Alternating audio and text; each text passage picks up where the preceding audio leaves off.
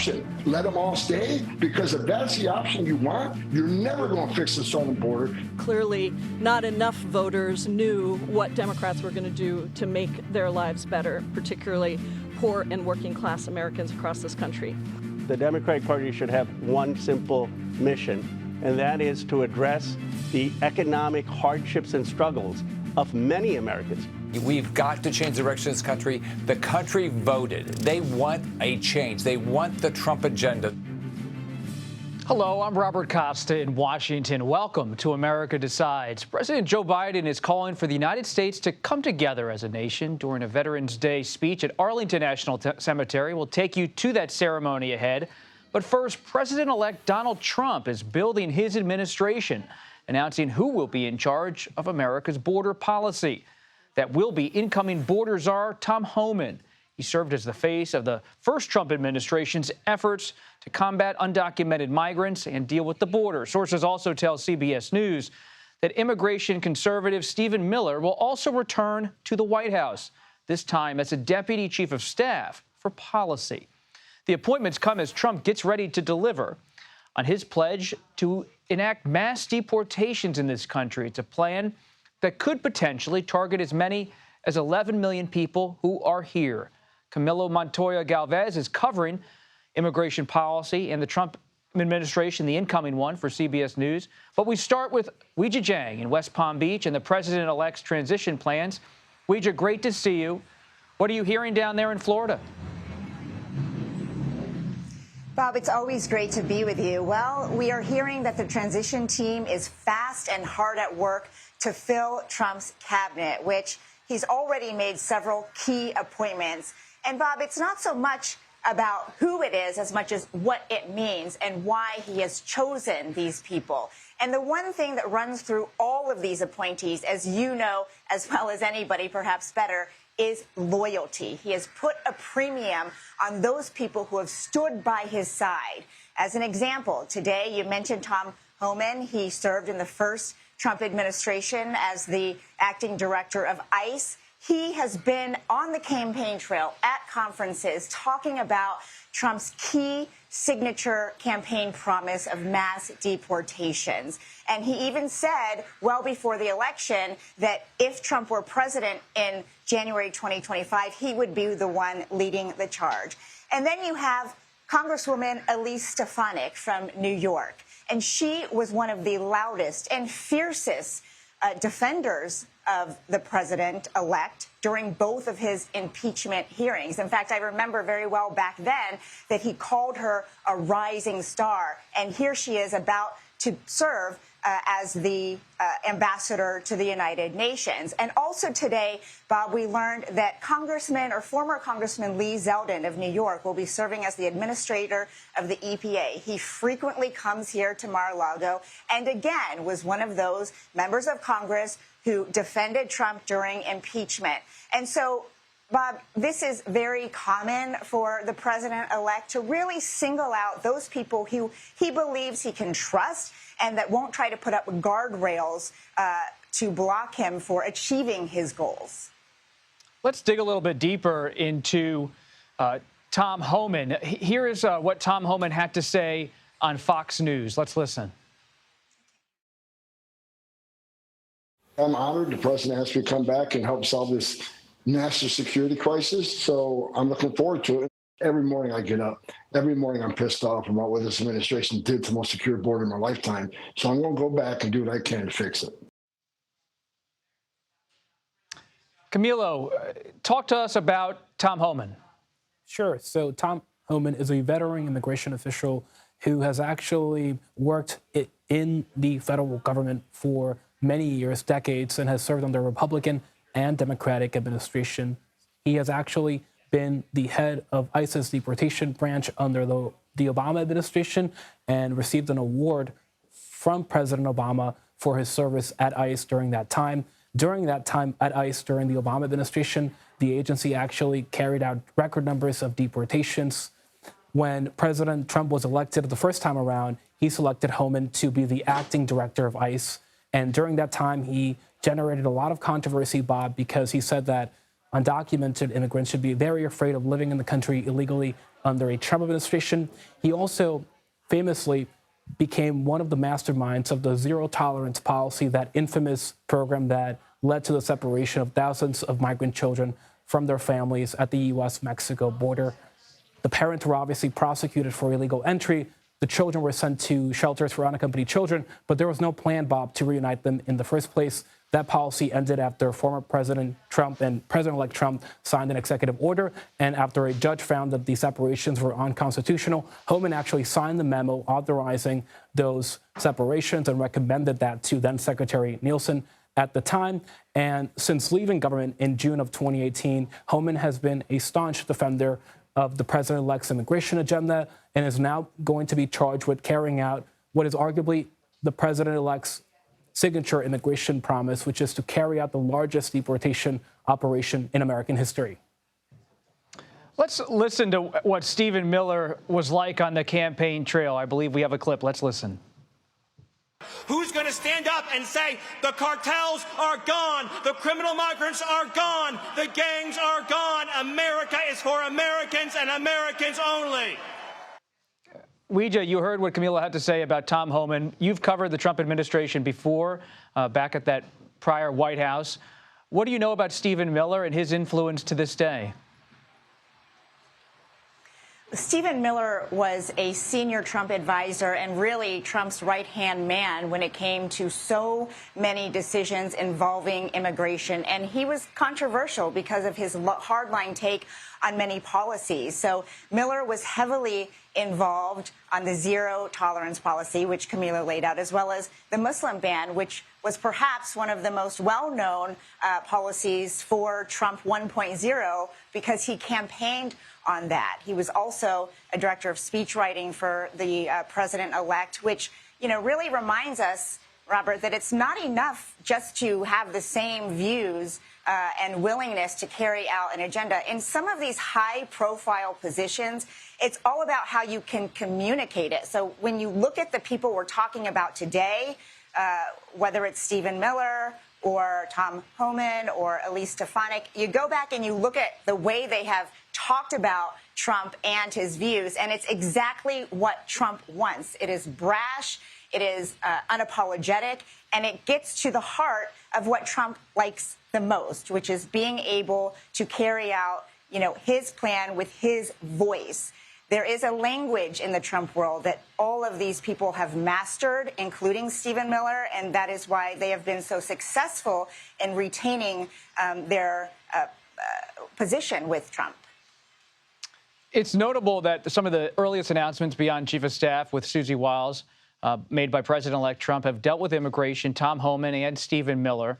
And a real question now turns to how will advocates for undocumented migrants handle this new Washington. Let's listen to what a member of the Progressive Caucus, Congresswoman Jayapal, had to say about the state of affairs. I think the election results made clear this is going to be a very challenging time. Stephen Miller and Tom Homan were the architects of a lot of the first Trump administration horrific immigration policies. And so family separation, mass detentions, those kinds of things is what was promised and by the Trump administration, and I think what we're going to have to fight. Camilo, you keep close tabs on how immigration groups and advocates for those who are undocumented operate around the country. What are you hearing in the days after the Trump election about how they're going to handle having Stephen Miller and Tom Homan and like-minded people across the administration come January? Well, Bob, immigrant rights groups like the American Civil Liberties Union are preparing as we speak to file lawsuits and other legal challenges to many of the second Trump administration's immigration policies, both at the U.S.-Mexico border, but also when it comes to legal immigration. These groups are expecting the Trump administration to move really quickly to try to implement its vision at the U.S.-Mexico border, but also to reshape immigration enforcement in the interior of the country. And just like they did during President-elect Trump's first term, they also expect to challenge most of his immigration agenda. They also will try to make their case in the court of public opinion that these policies will be cruel, inhumane, and draconian. But as you know, Bob, we have seen poll after poll show that a growing number of Americans do support restrictive immigration policies, including Latinos, and they support policies like mass deportation at least a majority of voters do at this point, according to polling. So they will have, obviously, an uphill battle in trying to convince the public that they should be viewing immigration at this point in a different light. And obviously that is made even harder by the situation at the U.S.-Mexico border, because we have seen record levels of illegal crossings there under the Biden administration. Weijia Jiang and Camila Montoya Galvez, thank you very much for your reporting and insights. We're now just 2 days away from learning who Senate Republicans might select as the next majority leader on Capitol Hill. Coming up, which senators are in the running and who has the edge among key Trump allies? You're streaming America Decides.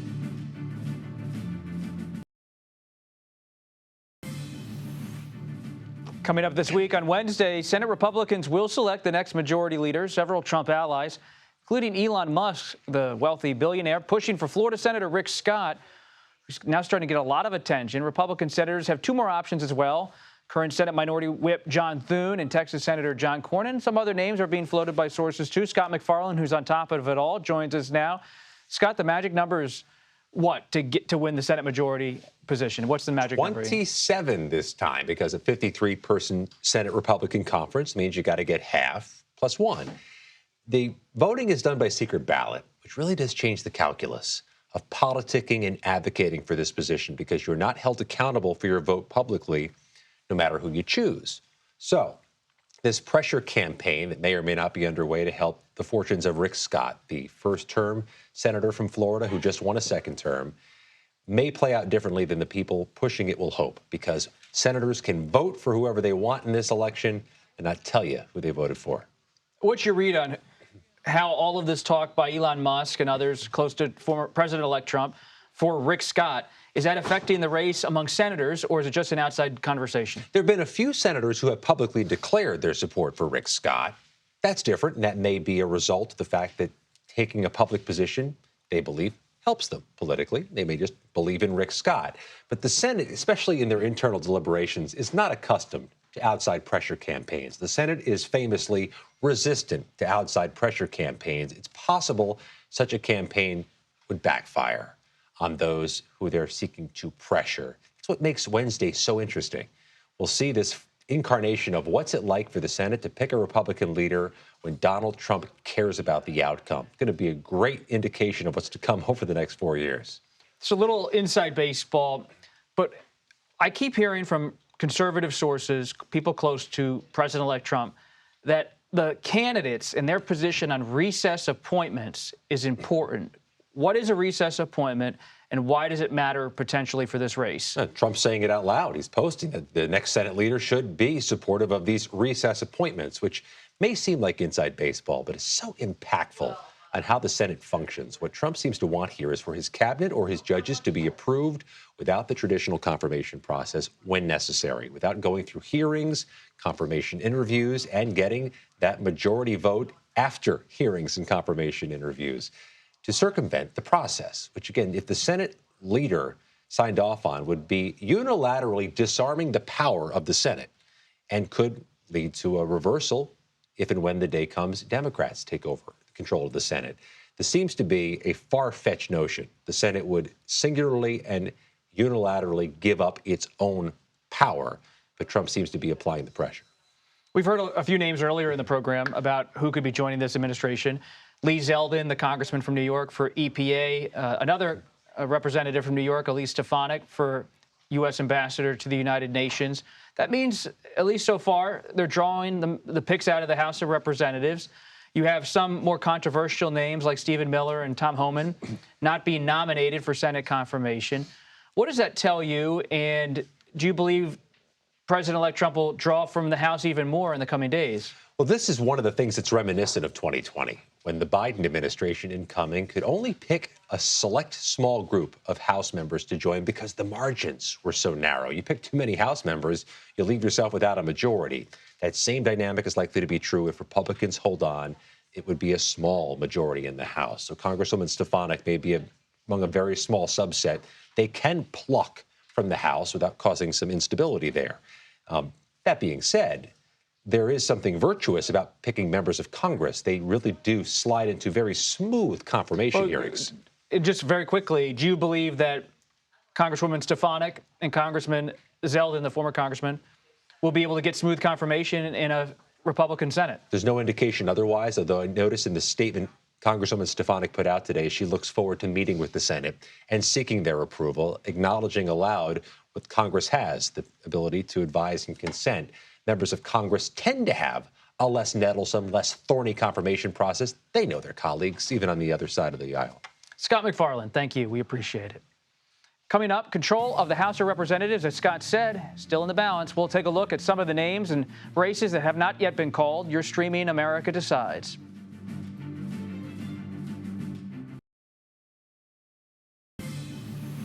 Welcome back to America Decides. Republicans just a few seats shy now of taking control of the House of Representatives. For the moment, CBS News characterizes control of the lower chamber as lean Republican. Votes in several critical races are still being tallied. The Republican Party would have complete control of Congress if it does win the House of Representatives. CBS News Executive Director of Elections and Survey, Anthony Salvanto, joins us now. Anthony, I don't think I've seen you since election night. Great to see you again. Hope you've gotten some sleep. I doubt it. But when you look at this map, what are you seeing in terms of the uncalled races and whether the House is really in play? Hey there, Bob. Good to see you, too. Look, the House is what's keeping us in the present tense on America Decides, right? It is lean Republican because the Republicans don't need to pick up as many seats as the Democrats do from here to win control. But look, this is really going to play out, I think, in California. This is what we're watching. And there's a reason for that contextually. One is that California ballots need to be postmarked by Election Day. So there's many of them still coming in. The second is that the way that California draws its district lines leaves it with a lot of competitive districts. So if you may recall, folks and our viewers, each election cycle, we seem to do this, looking out at races in California. So I'm going to take you through the Central Valley of California. David Valadao has an edge here in his district in the 22nd to hang on to that seat. I'm going to take you to the 21st here, a little bit north there. Jim Costa with a slight lead, but it's only about 1,000 votes right there. I'm going to take you a little bit and pick up the 99 and head down the pick up the 5 around Bakersfield, get down to Ken Calvert's district over here in the 41st. I'm going to take you a little bit further down the 5, headed towards Orange County. This one, Michelle Steele's got a little bit of a lead here, but only 80% of the ballots in. I'm going to keep going down to Katie Porter's former district, Orange County. This one is as tight as can be in the 47th, and then keep heading down the coast here to the 49th. As well, where Mike Levin has a little bit of an edge there. You get the idea. We've got a bunch of races still outstanding, Bob, and a lot of this is going to play out in California. So where do the Democrats feel they have a path to victory? Where are the seats where they have the ripest chance? Yeah, I think this does play out. Like I said, in California, this is certainly one of them to hold on here in the 49th, back up the coast, like I said earlier, hanging on to the 47th. But they'd have to pick up a few more, right? They'd have to go out and hang on here in the 21st. Let's see, it's at the 45th. Did I show you the 45th yet? Yeah, I think I did. So this one would have to edge Michelle Steele, doesn't hang on to that lead. You get the idea. Sure. It's all going to play out there. And quickly, Anthony, everybody's paying attention to Pennsylvania. David McCormick has been acting as if he is the senator-elect from Pennsylvania, but Bob Casey, the incumbent Democrat, has not conceded. So where does that race actually stand based on CBS News' data and projections? Very simple. There are still a lot of ballots left to count. We still need to understand if that would end up in the recount margin, and we have not yet projected that race, Bob. Tensions high in Pennsylvania. Anthony Salvanto, thank you. Yeah. Our political panel will join us next for more about this election and the week that was, and what President-elect Trump's move so far signal about his incoming administration. A lot to discuss. You're streaming America Decides.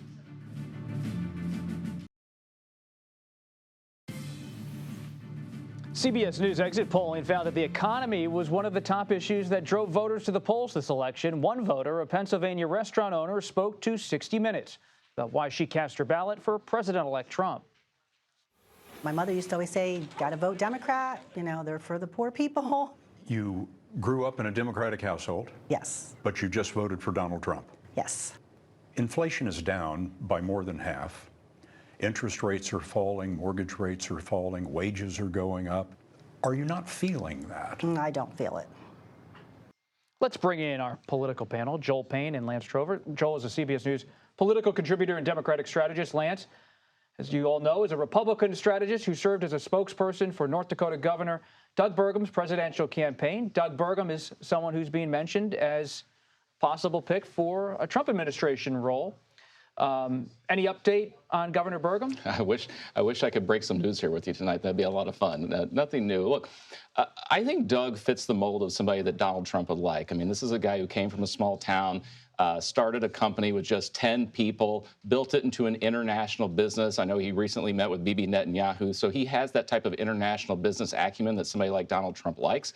But has also been the governor of the second largest energy producing state here in America. And I mean, he knows what it's like to work under the Obama, the Trump, and the Biden administrations. I think he can speak to that. And I think he meets that type of qualification that if Donald Trump's looking for somebody of quality and character, then Doug Burgum fits the mold for sure.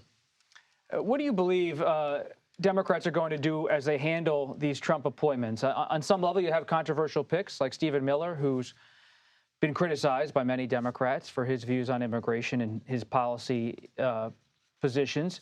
At the same time, if Doug Burgum, the North Dakota governor, or others of his ilk who are Trump allies but are popular with the business community, energy CEOs, and Wall Street people, how are Democrats going to handle the mixed bag of personalities and profiles that are likely going to come into this administration? I think Democrats are going to have to pick their battles. I don't think that Democrats can run an aggressive campaign against every member of the Trump cabinet, the heretofore Trump cabinet.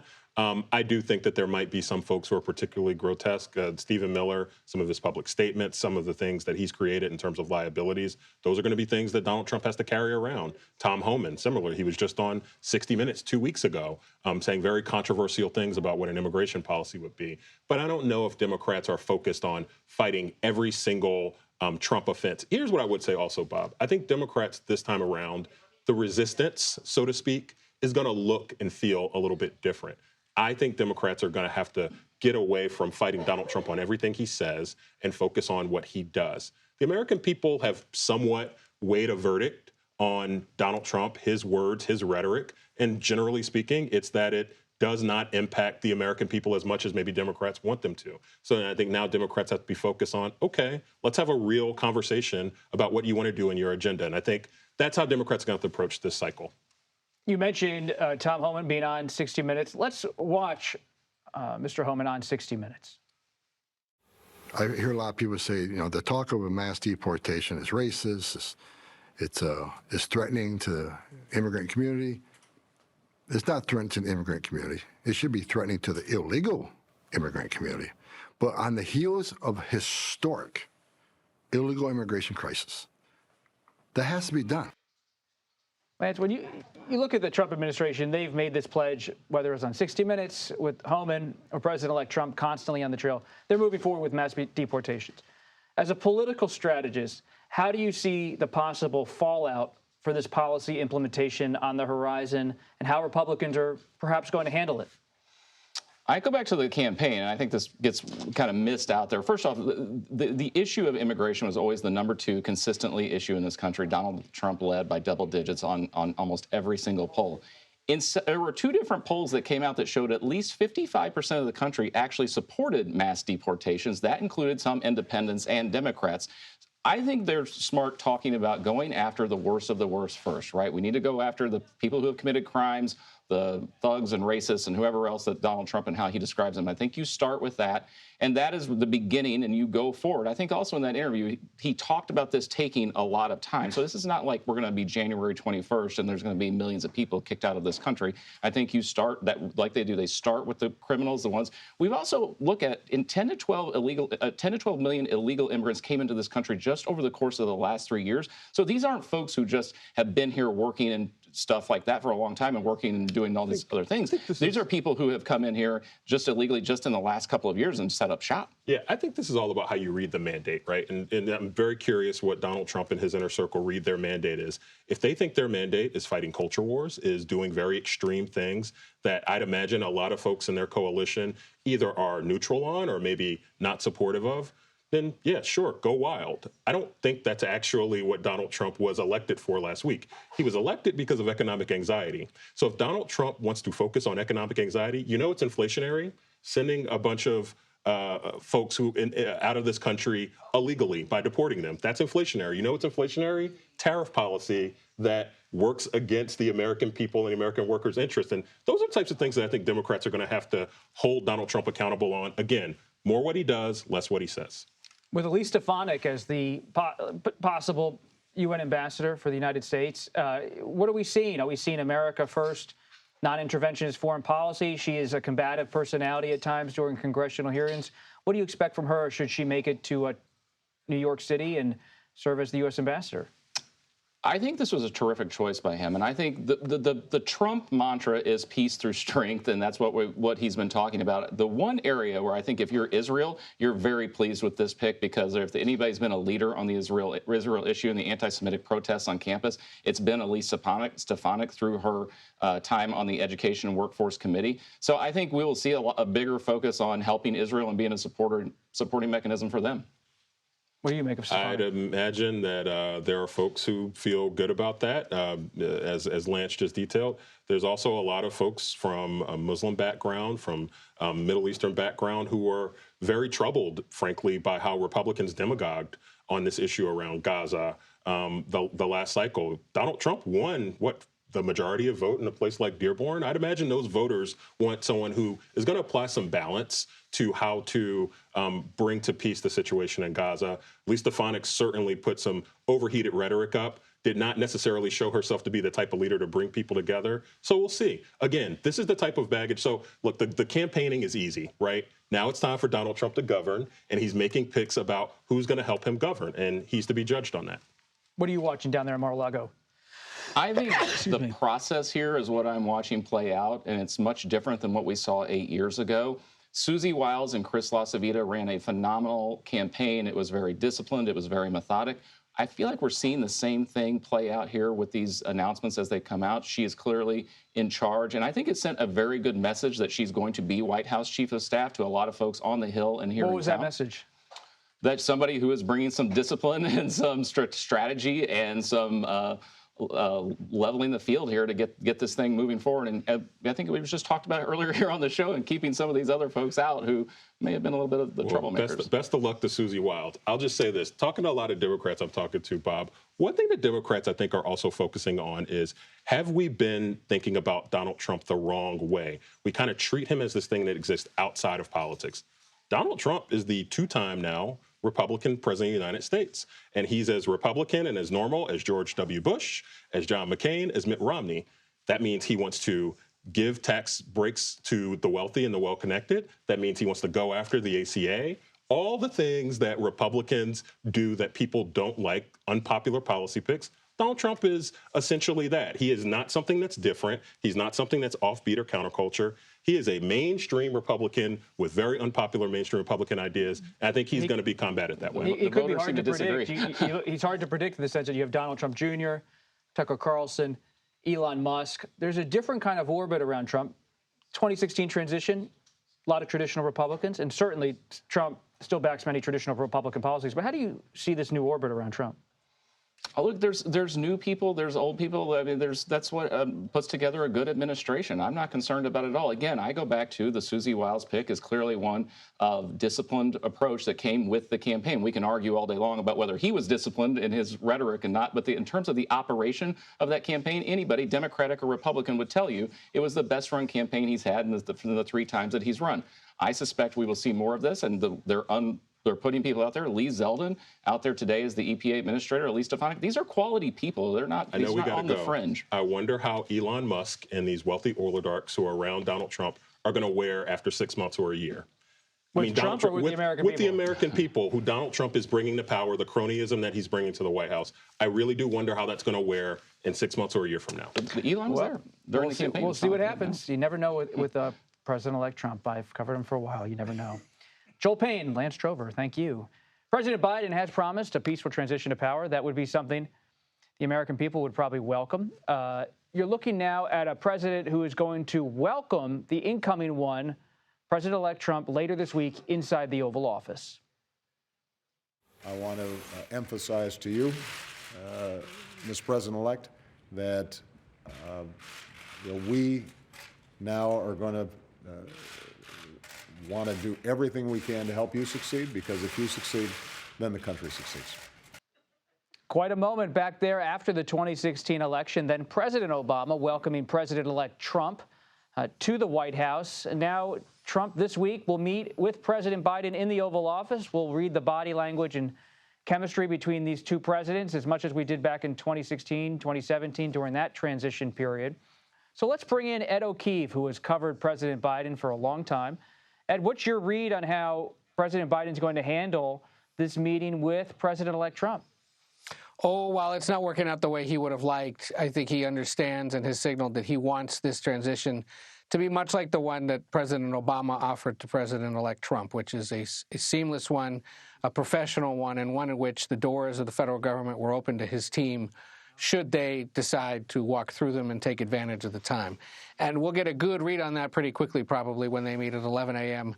at the White House on Wednesday. This is, again, a meeting that he signaled last week would happen, that the Trump team very quickly accepted, and we'll also watch to see who exactly may tag along. There are reports the First Lady will not, but does he bring along Susie Wiles, his chief of staff, who, while she's run political campaigns with great skill in the last several cycles, has never run a government operation quite like the federal government? Does he bring along any other aides who may be preparing to take over domestic or national security policy? All of that to be determined. And the other big question is, does Vice President Harris happen to show up that day in the West Wing or avoid the spectacle? We'll have to wait and see. What do you make of how the Biden White House is processing the defeat of Vice President Harris? There's still a sense of shock and disappointment. And understanding among some that perhaps if the president had gotten out sooner, things would have gone differently, and others who are most loyal to the president who believe maybe he should have kept going despite the pressure from his party. I mean, even weeks after he decided to drop out, ran into aides in the White House who were still quite sore about the fact that he had been essentially defenestrated by his party in favor of the vice president. We'll probably get more of a read of that later this week as she reemerges in the public space, but also as the president himself hits the road and starts holding more public events after being relatively off the grid for the last several weeks in the closing days of the campaign.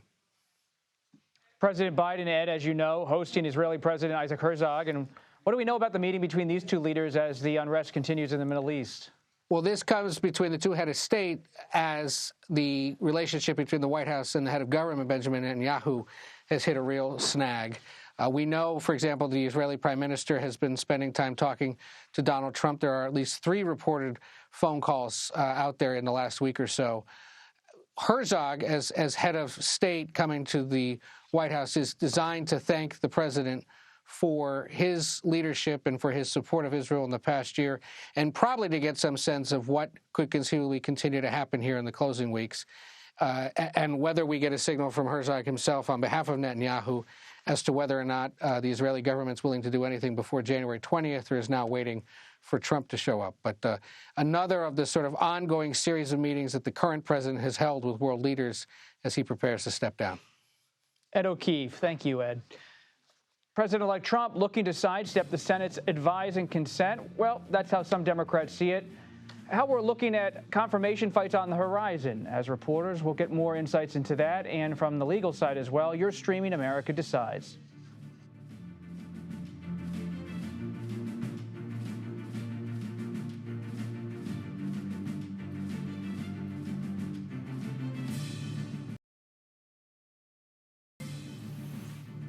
Welcome back to America Decides. President-elect Trump says he wants the next Senate Republican leader, the majority leader, to allow what we've discussed earlier called recess appointments. This would allow the White House to temporarily bypass confirmation votes for high-level appointments when the Senate is out of session. And in a post on social media, Trump said, quote, "Sometimes the votes can take 2 years or more. This is what they did 4 years ago, and we cannot let it happen again. We need positions filled immediately." Former Deputy Assistant Attorney General Tom Dupree joins us now. Tom, thanks for being here. Help us step back, Tom. recess appointments, the history of them on a legal and political level. Oh, boy. Well, recess appointment power is enshrined in our Constitution. Typically, the Constitution requires that the United States Senate confirm high-level federal officials, cabinet officials, federal judges, and the like. But it also says that when the Senate is in recess, basically when the senators are not in session, when they've all dispersed to their home states, the president can appoint officials through a recess appointment, which does not require Senate confirmation. So historically, this has been something that presidents will use, typically when they suspect that the Senate will not confirm the nominee they'd like to put in the job. So they wait until the senators go out of town and bam, recess appointment. It's a little peculiar that Trump is pushing so hard to eliminate any possibility that he couldn't make recess appointments, because I don't suspect he would be encountering that much difficulty with a Republican-controlled Senate confirming his nominees. What are the legal concerns, if any, on this front? Well, the legal concern would simply be that the president would use this as an opportunity to bypass the normal constitutional process for confirming officials. In other words, the founders wanted to ensure that there was a senatorial check on high-level appointments, that the United States senators would evaluate the qualifications of nominees and only approve those who are deemed worthy. A recess appointment enables a president to circumvent that process. So that would be the concern, that if a president were to use this power indiscriminately, in other words, not for legitimate reasons, such as because they actually need someone to fill this spot during a time of a national security crisis, for example, but simply because they wanted to circumvent the Senate's approval process, that would be a legal concern. The Justice Department. Everybody who's down at Mar-a-Lago is telling me all eyes are on who's picked for Attorney General. But not only who's picked for Attorney General, who's picked for Deputy Attorney General, who's picked to run the criminal division. What are you hearing from your sources and friends in the legal community about concerns they might have, who they believe might be the ultimate pick, and why that matters? Right. Well, it certainly matters. No question about that. And I think the chatter about looking at maybe the slightly not top position, but the deputy positions is very well placed. Those are critically important jobs, because those are the people who will be doing things like signing off and approving prosecutions. Those will be the ones appearing in the courtrooms of the United States on behalf of the president to defend his policies. Don't want to say the Attorney General is a figurehead. He's obviously not, but there's only so much an Attorney General can do, and the day-to-day work of the Justice Department is often carried out by these slightly lower-level officials. So I think attention is properly paid to who's filling those slots. They're vitally important. In terms of the independence of the Justice Department, what are you watching? Well, you want to make sure that the president is choosing people who, yes, we know that he likes people who are loyal to him, but you also want people who are loyal to the rule of law and who will faithfully execute the laws of the United States and will be faithful to the Constitution. And occasionally that may mean pushing back against what the president wants. And so ideally, the president will choose people in whom, number one, he has confidence, number two, who are committed to his agenda, but three, who will also give him their honest, independent judgment about what the law requires. Beyond DOJ, as you watch the nomination announcement for EPA, you watch it for UN, as a lawyer, as someone who's been inside the federal government, what are you paying attention to? What can you help us understand through your prism? Sure. Well, you're getting a sense of what sort of qualities and attributes the president is valuing as he assembles his second-term cabinet. One thing we've seen is that he likes office holders, either current or former, people he's chosen, New York congressmen and the like. And White House counsel is going to matter a lot. So White House counsel will matter, too. So the president wants people, I think, number one, that he actually knows personally. In other words, he wants to have a personal stamp of approval, someone that he knows, someone that he trusts, rather than someone who might be recommended to him as a good person by his advisors. So he values loyalty, he values experience, and we'll see. There's certainly a lot more slots to be filled, and I'm sure that there are a lot of people right now who are going down to Mar-a-Lago to lobby for these jobs, and we'll see what the president-elect decides. And just very quickly here, the vetting process, how difficult is it and how are lawyers involved? Sure. It can be a difficult process. I mean, they typically, for cabinet positions, they will do a fairly deep dive into everything, into your finances, into your background, into your public statements, your records, if you have a criminal history, all of that. So it's a pretty exhaustive process. Lawyers play a crucial role in that. Lawyers will help sift through all this documentary evidence, maybe flag issues that even the nominee himself wasn't aware of. And of course, they can also help prepare the nominee for his or her confirmation process before the Senate, where you're sure to get questions, at least from the Democrats. That can be tough. Well, whether it's a Republican or Democrat, transitions are always a good time for lawyers. Tom Dupree, thank you. Nations from around the world are gathering to discuss climate change, what another Trump administration could mean on that issue. You're streaming America Decides.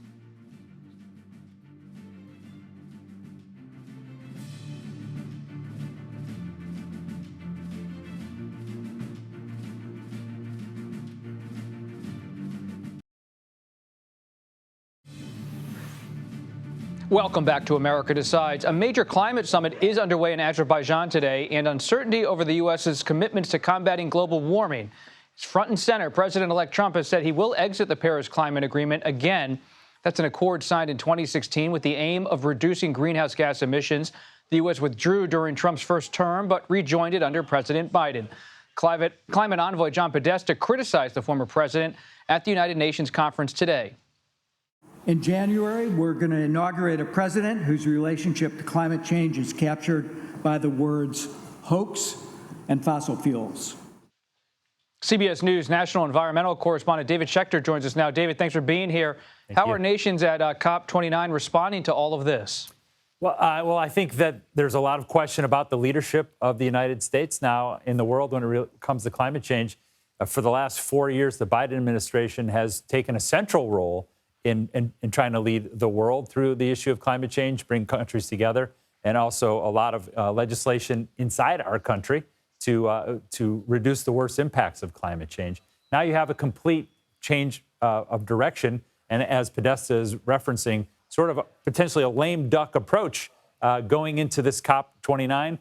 And then, the people of the world, the leaders of the world say, well, we probably shouldn't be listening to the Biden administration anymore because the Trump administration, we know, is going to come in and make significant plans, up to pulling itself out of the Paris Accords, which would just change the entire tenor of the conversation. What could another Trump administration mean for global efforts to address climate change? What does your reporting tell you? I think, it's two ways to look at it.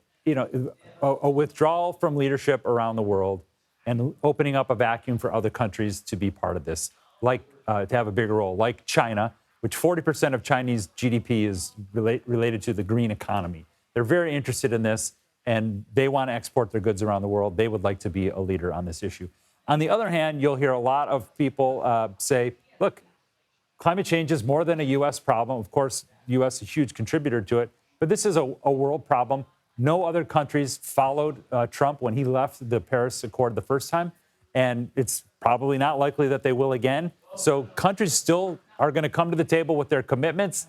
It's just a question of the biggest player not being there, I think, just adds a level of uncertainty. So what does the climate look like in terms of what scientists are talking about and what their concerns are, in particular for what world leaders should be doing in the coming years? I think right now there's a report that just came out that the world has reached 1.5 degrees of Celsius of warming for the first time ever. So it's like going to be the hottest year on record ever. And at the same time, we have now exceeded this level that scientists told us is what we need to hold to. And we're going to overshoot that. So it just puts the whole thing in context. We got wildfires in New Jersey right now. We have more extreme flood. We have more extreme fire, more extreme drought. And at this moment, when the world is coming together for answers, the world is just getting worse. The countries need to make their commitments to this issue. They need to stick to their commitments, or the experts will tell you we will just not hit the marks on keeping our planet cooler. David Schechter, thank you. Thank you. And to commemorate Veterans Day, President Biden attended the wreath-laying ceremony at Arlington National Cemetery. The president laid the wreath at the tomb of the unknown soldier, joined by Vice President Kamala Harris. He gave remarks addressing veterans, perhaps for the last time as Commander-in-Chief. Let's take a listen. It's been the greatest honor of my life to lead you, to serve you, to care for you, to defend you, just as you defended us. That does it for today. We'll be back with another edition of America Decides tomorrow at 5 p.m. Eastern. The Daily Report starts right now.